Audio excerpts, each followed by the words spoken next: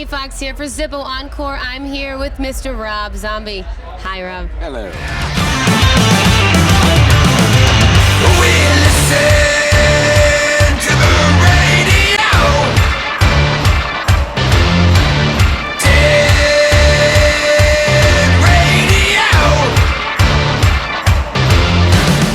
I'll make this as painless as possible, I promise. I'm gonna make it as painful as possible. Perfect. I've been saying everyone's name with like a heavy metal tone because I can't really do it, so Rob Zombie. That's not bad. It's not good. That's not good, but it's not Try it bad. again. Rob Zombie. Say it like a normal person from planet Earth. Robert Zombie. There you go. So, Rob, you have designed 2 custom Zippo lighters. Imagine having this as a kid. I was really into burning things and lighting things on fire. I almost burnt down our house one time. Really? This would have come in very handy. Oh, it's got this sticky thing on the back. Oh my God, I was really into fire. I kind of curbed that urge after a while because I was a little bit of a pyromaniac. But for all future pyromaniacs, Zombie this is the ticket, man. See, we have 2 styles. We have the Death a Go-Go, we all know we're gonna die, baby style. And then we have the hey man, dig it. So this is more for the kid who's gonna like light stuff on fire. This is more for the kid that's gonna just blaze it up after school. Yeah, or you could have like a manly one and like for the ladies. Yeah, I suppose if ladies like psychedelic rats. Yeah, you know. And they do. Ladies like to burn stuff too. You know, I was a bit of a pyro on accident when I was younger. See? Yeah. So which one would you choose? I actually like the black one. See? Yeah. It's a Just unisex said lighter. the exact opposite of what you just said, but all right. Are you pumped to see people in the crowd being like, Encore! And holding your Rob Zombie Zippo lighter? No, this is what everyone's gonna do. Like, all right.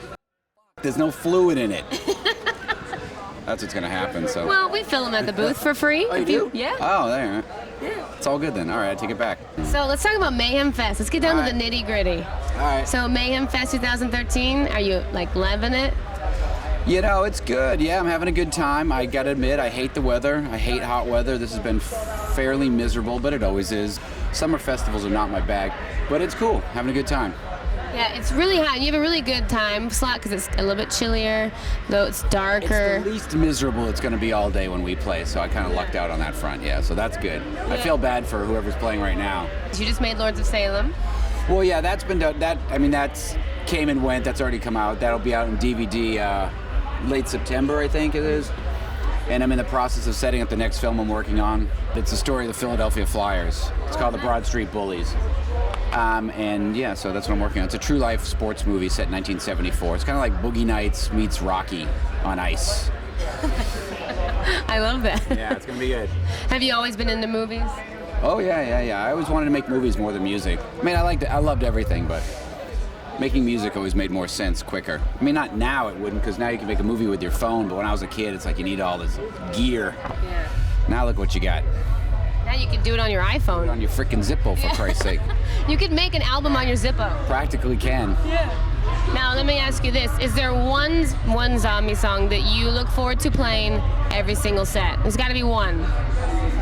Not really, no. I mean, we obviously kind of like playing the new songs because, you know, a song like Dead City Radio I've probably only played like 20 times as opposed to other songs I probably played, 20,000 times. So that's kind of fun, but really it's fun. I only care what the crowd likes. That's all that matters. If the crowd's into it, I'm like, this is great. As soon as they're not into it, I'm like, it's coming out of the set. and it shall never return. So yeah, it's all about the crowd. It's really weird. I mean, the crowds are always good, but sometimes they're better than other times. And even on this tour. And boy, as soon as the crowd slacks off because it's so brutal out there, you immediately feel your energy start to wane just because it's the only thing keeping you going. Because it really feels like you're trying to perform in a swamp after a while. It's disgusting. But other than that, it's all good. Yeah, and you guys have some, I won't give away any secrets, but you guys have some pretty awesome stage stuff, and you guys wear some cool outfits and all that stuff. It's got to get hot. Well, we thought it would be a good idea to wear the hottest clothes possible. I thought, what could be better than a floor-length leather coat that weighs like 100 pounds to start the show? Yeah, we didn't take any of that into consideration. It's kind of hot, but whatever. It's metal. Well, yeah, no, I mean, I would never dress comfortably because of the weather, because I think that's kind of a rip-off. You know, we just do what we do. It doesn't matter the temperature. You know, if we're miserable, the audience doesn't care. They're miserable too, so it's all good. Why do I keep saying everyone's miserable? We're all so happy. Yeah, I know. Because people you look out the crowd and they're like, They're like, entertain me, please. I'm sweating. "Help me." Now, you've been doing this for a very long time, since the 80s. Yeah. I won't try to age you right now by saying how long, but Since 85. yeah. That's when White Zombie started, 85. You've been to every single city a gazillion times. Probably, There's got to be one that's your favorite to tour.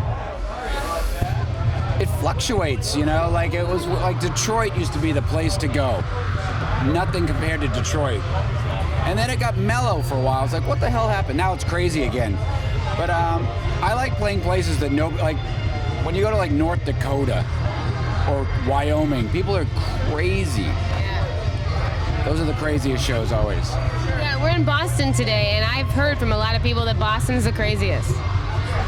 I don't know. We'll find out in about a couple hours. Yeah. It really fluctuates. It's funny. It still shows you it's the importance of radio. Because we'll go to a city that was just like the rock capital of the world, and as soon as the radio station dies, the rock scene dies with it. Or vice versa. Suddenly a great rock station pops up and it pops up again. It's really sad the way that happens. Like people think, oh, it's all about the internet. But it's still not, because once that great rock station turns to like the Latino station, which is always the way it goes, you just feel it. You know, if you did 15,000 people last time, it's 10,000. Then it's just, you can feel it die. And it's kind of a drag, you know. So rock radio is rock everything feels like it's on life support sometimes. So Everything but the internet is on life support. the internet is useless. The reason the internet is useless to me, it's great for making your fans that you already have happy. But you can't reach new people that way, even though people think you can, because you have to search out something specific. But when something just comes on the radio, like remember watching MTV, it would just come on and you go, who's that? You don't get that experience online. Like you have to know it's there to find it. And somehow by it all, so much shit online, it just makes everything seem the same. I don't know. It's good for stuff, but at the same time, you know, I guess it's good when you're like, hey, let's all have a dance party at the mall at 3 o'clock. It's good for that. You can gather your friends for your, you know, your spontaneous mob scene. But other than that, it's not helping rock music much. Yeah. Speaking of rock music, what does it take? What does Robert, can I call you Robert? What does Robert himself need to like write a song to get in the groove? Like, To write a song, yeah, to really get you in the mood to go, okay, I'm gonna create an album, I'm gonna write a song, I'm feeling it. I don't know. It's a long process, because every time I go to make a record, I feel like it's never going to happen. Because we always start when we go into the studio, we start with nothing usually. And every time, you know, every record, when we get to the end of it, I'm like, did it again. Because it really feels like it's not going to happen.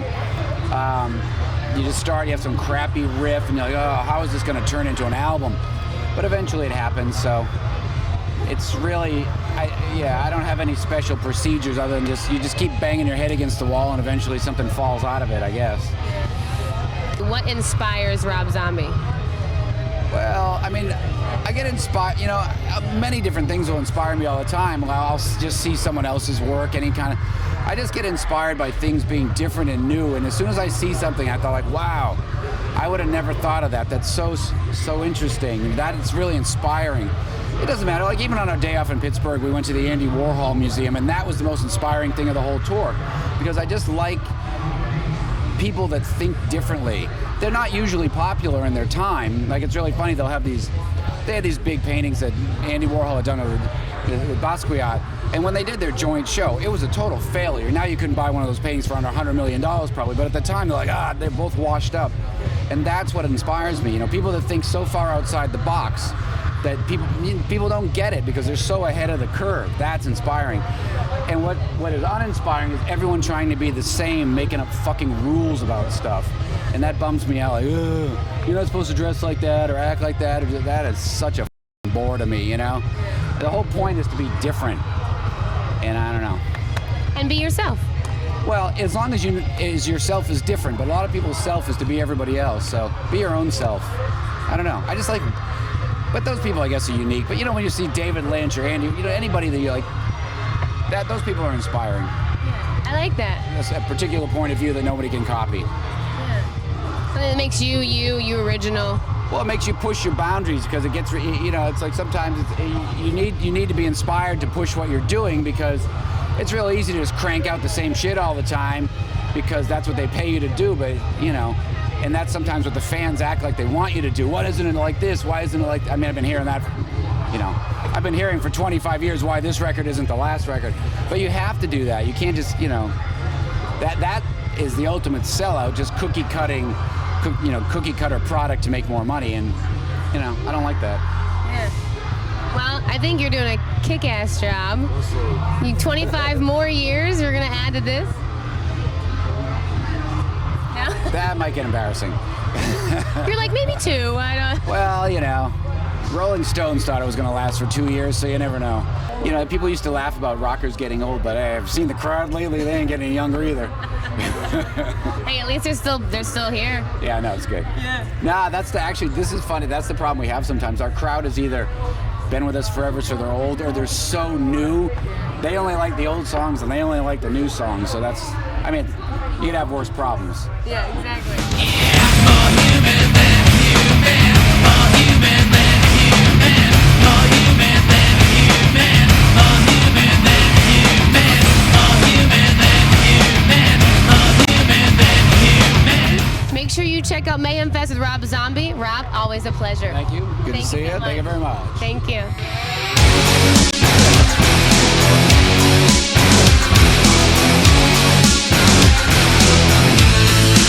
back.